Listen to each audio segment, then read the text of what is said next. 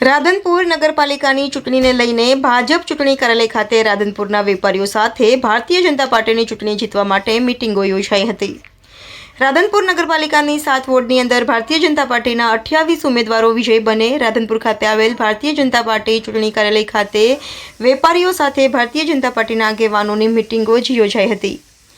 તેની અંદર વેપારીઓને 16/2/2025ને રવિવારના રોજ યોજાનાર મતદાનની અંદર ભારતીય જનતા પાર્ટીનો વિજય થાય તેના માટે વેપારીઓ સાથે ભારતીય જનતા પાર્ટીના કાર્યકર્તાઓની મિટિંગ યોજાઈ હતી, જેમાં વેપારીઓ દ્વારા ખાતરી આપવામાં આવી હતી ભારતીય જનતા પાર્ટી તરફ મતદાન કરી અને મતદાન કરાવવાની ખાતરી આપી હતી।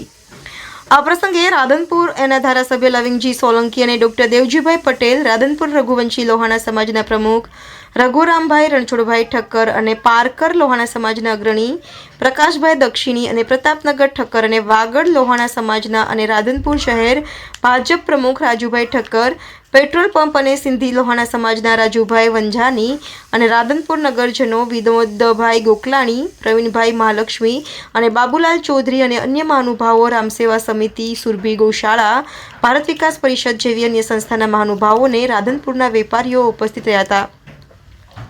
રાધનપુર નગરપાલિકામાં ભારતીય જનતા પાર્ટીનો વિજય થાય તેના માટે રણનીતિ નક્કી કરી વેપારીઓ દ્વારા મતદાન કરાવવા માટે જવાબદારી સોંપવામાં આવી હતી અને વેપારીઓ દ્વારા ભારતીય જનતા પાર્ટીનો તમામ 7 બોર્ડની અંદર 28 ઉમેદવારો જીતે તેના માટે તમામ પ્રયત્ન કરી મતદાન કરાવવાની ખાતરી આપી હતી।